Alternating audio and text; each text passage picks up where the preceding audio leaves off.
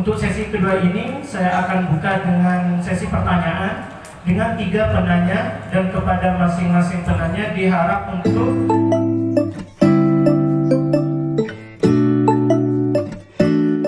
menyebutkan nama dan asrama, karena nanti akan ada pemberian cenderamata kepada penanya terbaik. Silakan. Yang ini lagi, saya pilih belakang ada nggak? Karena di depan saya sudah ada. Oke, nggak apa-apa, di depan. Dan saya pengen yang di belakang, ada nggak di belakang? Nggak apa-apa, nanya aja. Nanya.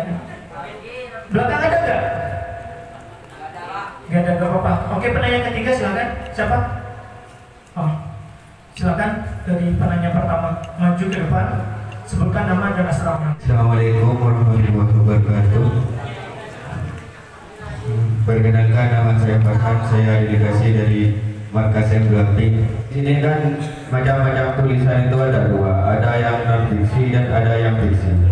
Dan yang saya tanyakan di sini terletak pada yang fiksi. Yang fiksi itu kan contohnya kita seperti novel, yaitu judulnya seperti Selena dan Cantik Itu Luka. Dan yang saya tanyakan di sini, kan kalau fiksi itu kan cuma hayalan seseorang, ya cuma mengada-ngada. Yang saya tanyakan, apakah juga bisa memberi manfaat bagi kalangan pembaca yang tulisan fiksi itu?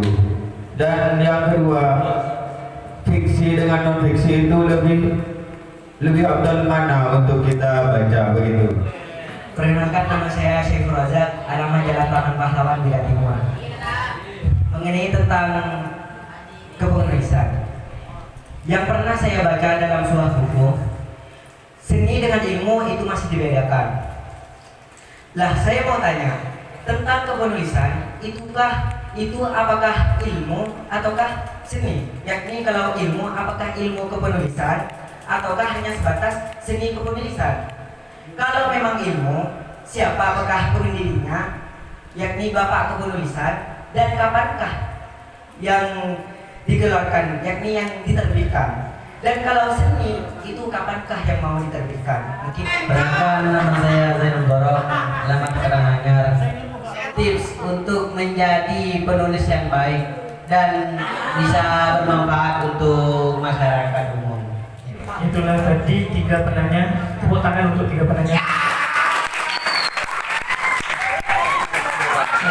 Dan menurut saya dari ketiga penanya ini pertanyaannya memang bagus-bagus. Yang pertama dari Farhan, delegasi dari N2B, yang menanyakan tentang kalau karya tulis yang fiksi itu kan hanya bersifat rekayasa, hayalan. Lalu ada nggak manfaatnya kalau cuma bersifat rekayasa? Itu bahasa sederhananya seperti itu. Sedangkan yang kedua, kalau tulisan fiksi dan non fiksi, kita sebagai pembaca mana yang harus kita pilih? Mana yang lebih utama untuk kita baca? Itu antara fiksi dan non fiksi. Itu Ustaz untuk pertanyaan pertama. Pertanyaan kedua dari Syaiful Razak, kalau penulisan ini sebetulnya masuk seni atau masuk ilmu? Soalnya dari apa yang penanya baca, seni dan penulisan itu beda. Kalau memang ini seni, kapan mau diterbitkan? Kalau memang ini termasuk ilmu, siapa pencetusnya, siapa propernya? Dan masuk ke, mungkin kalau di kuliahan jurusan apa kayak gitu, itu sih, ya kan? Untuk yang ketiga yaitu dari Zainul Mubarak, ini merupakan tips, cara-cara, langkah-langkah untuk menjadi penulis yang baik, yang tentunya hasil daripada tulisan itu bermanfaat untuk orang lain. Itu Ustaz untuk ketiga pertanyaan, mungkin bisa langsung dijawab. Bismillahirrahmanirrahim. Baik, terima kasih untuk pertanyaannya. Pertanyaan pertama, apakah fiksi bisa memberi manfaat kepada orang lain? Maka jawabannya iya, fiksi itu bisa memberi manfaat kepada orang lain, tergantung pesan yang ingin disampaikan di dalam tulisan tersebut. Di dalam ini tulisan yang saya buat, di antara syarat menulis fiksi atau menulis novel atau cerpen itu harus ada amanat, nasihat, pesan yang ingin disampaikan kepada masyarakat. Jadi ketika antum menulis, itu apa pesan yang ingin disampaikan? Ingin mengkritik atau ingin memperbaiki keadaan, atau ingin mengajak orang lain agar menjauhi narkoba, atau ingin mengajak orang lain agar menjauhi pacaran, itu tergantung kepada penulis atau isi pesan daripada tulisan tersebut. Jadi kalau ditanya apakah fiksi bisa memberikan manfaat? Bisa, sangat bisa. Dan itu bisa menjadi ladang pahala kepada antum untuk mengajak orang luar. Kalau kita duduk dengan ceramah seperti ini, orang-orang yang di jalan-jalan itu tidak akan mau duduk karena mereka segan. Siapa seko, siapa tahu juga belum santri aku sombong. Tapi kalau sampai itu menulis cerpen, menulis novel tentang cinta atau tentang apa seperti Habibur Rahman El-Shirazi itu bisa menyentuh berbagai kalangan, termasuk anak-anak muda yang di jalanan yang tidak kenal pesantren bisa ikut mengetahui nilai-nilai kearifan yang ada di dalam pesantren. Jadi kalau fiksi itu jadi karya itu seperti pedang lah, seperti itu, seperti pedang. Apakah pedang bermanfaat? Tergantung tangannya. Kalau yang megang Abu Jahal, bisa habis satu kampung. Tapi yang megang Nabi Muhammad bisa menjadi sinar keberkahan untuk dunia Islam. Kemudian yang kedua, lebih utama mana fiksi atau non fiksi? Terpulang kepada kecenderungan masing-masing. Jadi sampean itu ketika membaca ini lebih cenderung lebih suka yang mana? Lebih suka fiksi atau lebih suka non fiksi? Ya tergantung keinginan sampean. Kalau sampean ingin mencari hukum berjabat tangan antara laki-laki dan perempuan, ya jangan baca novel, baca kitab, baca ihya, baca majmu', nah itu baru ketemu di sana. Tapi kalau ingin memperkaya bahasa, ingin pandai berpuisi, ingin banyak bahasa-bahasa sastra, ingin lebih lembut di dalam berbicara, baca sastra. Sastra itu penting. Membaca fiksi itu penting juga. Al-Quran itu penuh dengan bahasa-bahasa sastra. Bahkan dulu di antara kehebatan Al-Quran itu bisa mengalahkan syair-syair sastra orang Arab jahiliyah. Dulu itu ada yang namanya Mu'allaqatus Sab'a. Ada 7 syair orang Arab yang digantungkan di depan Ka'bah karena saking bagusnya syair itu. Tapi ketika datang Al-Quran runtuh semua syair tersebut. Sehingga mereka itu mengatakan tidak mungkin ucapan yang seindah ini datang daripada Muhammad yang tidak pernah belajar. Jadi memiliki gaya bahasa yang bagus, yang indah, yang santun, yang lugas, mudah dipahami, itu penting untuk santri. Jangan sampai yang berbicara di forum-forum itu adalah orang-orang yang tidak pernah belajar Islam. Ketika dikasih ke santri, engkau ada remah. Kan satu kerugian yang sangat besar. Seharusnya santri itu berani untuk tampil di depan, yang akan menyampaikan pesan-pesan dari kiai sampean nanti. Kalau sampean tidak memiliki gaya bahasa yang menarik perhatian orang lain, siapa yang ingin mendengarkan? Seharusnya yang ceramah di televisi itu bukan orang-orang yang tidak mengenal Islam, tapi antum yang harusnya mengisi di situ. Kalau bahasa antum biasa-biasa saja diketawakan oleh orang se-Indonesia, maka caranya adalah dengan memperkaya kosakata. Ya kalau orang ilmiah kita lawan dengan ilmiah juga. Orang sastra kita balas dengan bahasa sastra. Itu baru santri yang sejati. Bukan ngumpet di belakang. Jadi santri itu harus seperti itu. Baru kiai itu bangga dengan santrinya.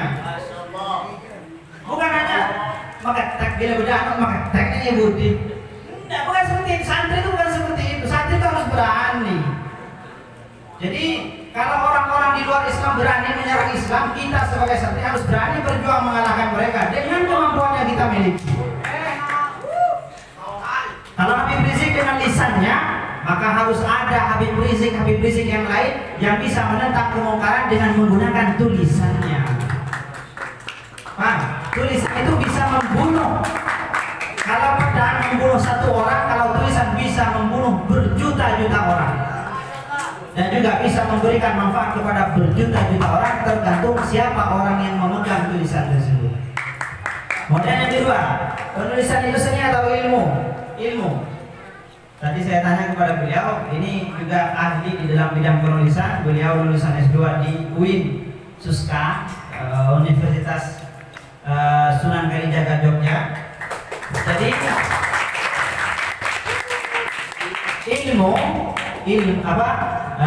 kepenulisan itu adalah ilmu yang bisa dipelajari. Kenapa? Karena memiliki metode cara penulisan. Kalau sampai nanti kuliah, maka cara menulis skripsi itu ada dipelajari. Metodologi skripsi. Tanya kepada Ustaz Kamil, bagaimana cara menulis tesis? Anda dipelajari metodologi menulis tesis. Tidak semena-mena menulis tesis. Tulis apa menjawab skripsi langsung ditulis. Tidak. Ada metode, ada cara, ada kemudian di dalam dunia penulisan, dalam menyampaikan tulisan ada seninya juga. Apa gunanya seni? Seni itu gunanya untuk memperindah, untuk memperhias, mempercantik agar mudah dibaca, lebih indah dibaca, lebih menarik ketika dibaca. Itu menggunakan seni. Sama seperti orang ceramah. Ceramah itu ada ilmunya, bagaimana ceramah. Tapi untuk menarik perhatian agar orang itu tidak tidur, agar orang itu tetap memperhatikan, itu ada seninya, ada caranya. Sehingga ada retorika di dalam berceramah, ada metode di dalam menulis. Maka di kampus itu nanti ada jurusan jurnalistik untuk kepenulisan, ada jurusan seni untuk dalam bidang seni, untuk menjadi seniman. Jadi seni dengan kepenulisan itu masuk ke dalam bidang keilmuan. Cuma terkadang dipadukan dengan seni agar lebih indah, lebih menarik, dan lebih halus di dalam menyampaikan pesan-pesan yang ada di dalam tulisan tersebut. Yang terakhir, tips menjadi penulis yang baik. Penulis yang baik adalah penulis yang bisa menyelesaikan karyanya. Kadang banyak yang berangan-angan, engkau nulis cerpen, engkau nulis novel. Ketika nulis di tengah-tengah buntu, pikiran buntu. Tulis saja, apa sambungannya? Maka karya tulis yang baik adalah karya tulis yang selesai. Penulis yang baik adalah penulis yang menyelesaikan karyanya. Adapun tentang isi konten itu sesuai dengan apa yang kita miliki. Jadi apa istilahnya? Teko, atau teko ya? Apa dan yang disebut teko? Ceret. Ceret itu akan menumpahkan apa yang ada di dalamnya. Maksudnya, mau ceret kosong tak mungkin lain. Maksudnya, sampean menjadi penulis, kalau sampean tidak memiliki bekal keilmuan yang cukup, maka tulisan Anda itu tidak akan ada manfaatnya. Kosong, pada pembunuhan balon, aja ketika ditusuk, hilang. Maka cara untuk memperbaiki tulisan kita dan cara untuk menjadi seorang penulis yang baik harus didukung dengan membaca yang baik, berdiskusi yang baik, baca. Karena membaca itu syarat mutlak orang menulis. Kuliahnya orang menulis itu adalah membaca. Kalau sampai tak senang membaca, dia mesti terus bisa nulis. Jadi orang menulis itu awalnya niru-niru angka, membuat novel, tenggelamnya kapal Panderwick. Sampai tak apa nih waktu tenggelamnya kapal-kapalan. Tidak apa-apa. Atau kapal Joko. Ini terserah. Ya, niru-niru terlebih dahulu. Niru-niru terlebih dahulu. Baru ketika sampai itu sudah membaca banyak tulisan, sampai akan memiliki karakter tulisan tersendiri. Oh, tentang tulisannya iya biasa. Itu mau. Jadi kalau kita membaca tulisan naskah itu lebih kepada sastra orang Melayu. Kalau kita membaca tulisan Habibur Rahman biasanya mengangkat tema-tema keislaman. Nah, itu kita bisa mendapatkan ketika kita sering membaca dan kita sering berdiskusi. Katanya, tak paham katanya, menulis tentang kitab tahunnya bebas pensorban. Karena mensampian salah dalam menulis, maka orang yang baca juga merosa salah. Maka usahakan sampean tanya dulu, pahami dengan benar, baru ditulis, baru disebarkan. Nah, mungkin itu yang bisa kami sampaikan di dalam sesi tanya jawab. Terima kasih. Bismillahirrahmanirrahim. Itulah tadi jawaban dari pemateri yang sudah sangat luas sekali, padat, dan saya kira cukup mewakili untuk dari ketiga pertanyaan. Selanjutnya saya buka satu pertanyaan lagi, dipersilahkan. Satu pertanyaan lagi. Bismillahirrahmanirrahim. Assalamualaikum warahmatullahi wabarakatuh.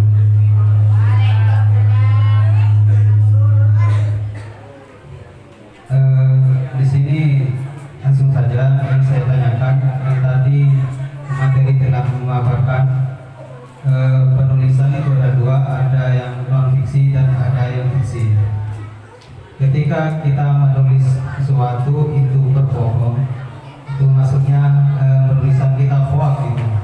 Apakah itu termasuk yang mana gitu? Apakah fiksi dan atau non fiksi? Dan kita sebagai manusia itu tidak harus semuanya menulis. Kadang manusia itu mencari ilmu itu ada terapan cuma mendengarkan, bisa kita cerna gitu. Cuma dan cara kita menulis ada beda-beda. Jadi bagaimana kalau orang itu menangkapnya dengan pendengaran? Menangkapnya dengan pendengaran, apakah juga harus nulis juga gitu?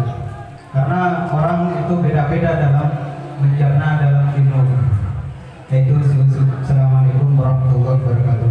Jadi dapat saya simpulkan dari pertanyaan Ustaz Muzamil bahwasanya jika ada orang yang menulis hoax, yaitu menulis yang tidak sesuai dengan kenyataan, menulis tipu-tipu, bahasanya seperti itu, apakah itu masuk ke fiksi atau non fiksi? Itu pertanyaan yang pertama, Ustaz. Pertanyaan yang kedua, kita sebagai manusia biasanya dalam belajar itu beda-beda. Ada yang kita cepat mengerti karena mendengarkan, ada yang kita mengerti karena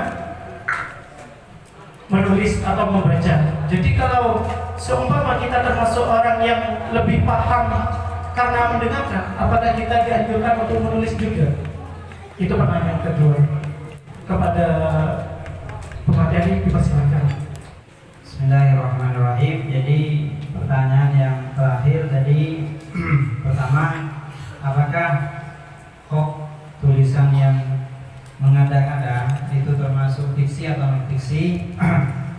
Jadi jawabannya tulisan hoax atau tulisan untuk menyebar berita palsu itu tidak masuk kedua kategori itu, karena tidak sesuai dengan kaidah kepenulisan.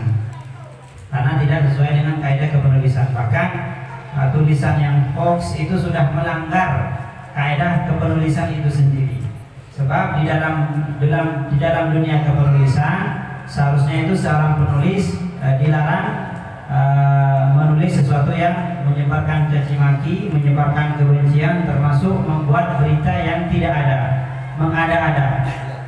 Jadi kalau orang ada yang membuat hoax, maka itu ya selain itu dosa, itu sudah melanggar kaidah kepenulisan, baik penulisan fiksi ataupun penulisan non fiksi.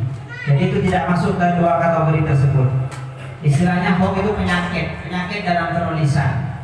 Orang sakit itu yang nggak bisa dikategorikan sebagai orang yang sehat, lain. Jadi hoax itu sudah melanggar kaidah-kaidah kepenulisan. Kemudian yang kedua, apa tadi? Ya. Baik, jadi anjuran untuk menulis ini sebenarnya adalah anjuran untuk memberikan manfaat kepada orang lain. Karena tulisan itu lebih besar pengaruhnya di dalam memberikan manfaat dibandingkan dengan ucapan. Jadi kalau orang itu tidak bisa menulis atau biasanya lebih leluasa dengan ucapan, maka silakan menyebarkan kebaikan dengan menggunakan lisan, dengan menggunakan ucapan. Dan tidak ada yang salah. Yang terpenting adalah yang kita saling berbagi kebaikan, mengajak orang lain kepada kebaikan. Bahkan ada seorang ulama Suriah itu namanya Syekh Ramadan Al-Buti. Syekh Ramadan Al-Buti itu punya kitab namanya Syarah Hikam Ibnu Athaillah. Itu aslinya bukan tulisan beliau, tapi hasil ceramah. Jadi beliau ceramah menjelaskan hikam di Masjid Syuriah, kemudian dijelaskan di video, kemudian ada santrinya yang menulis rekaman tersebut, ditulis satu-satu sehingga menjadi tulisan, sampai sekarang dicetak menjadi kitab. Jadi tergantung kepada kecenderungan masing-masing. Yang paling penting bagaimana kita berbagi manfaat, berbagi kebaikan dengan orang lain, baik menggunakan tulisan ataupun menggunakan lisan. Dan selanjutnya saya akan umumkan untuk penanya terbaik, di mana dengan pertimbangannya pertanyaan ini saya kira biasanya terjadi kepada kita semua. Ketika kita mau baca suatu tulisan, kadang kita bingung. Kadang kita mau baca yang fiksi atau non fiksi. Mana yang lebih bermanfaat antara fiksi dan non fiksi kan gitu. Kalau kita mau nulis sesuatu yang hanya rekayasa, kira-kira bermanfaat atau tidak? Itu biasanya timbul di benak kita bersama selaku orang yang membaca dan ingin menulis. Maka daripada itu, saya memilih pertanyaan dari saudara Farhan, delegasi dari B sebagai pertanyaan terbaik, dan kepada saudara Farhan dipersilakan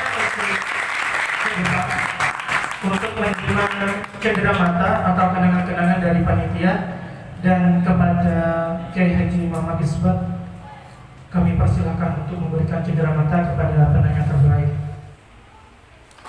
Tepuk tangan.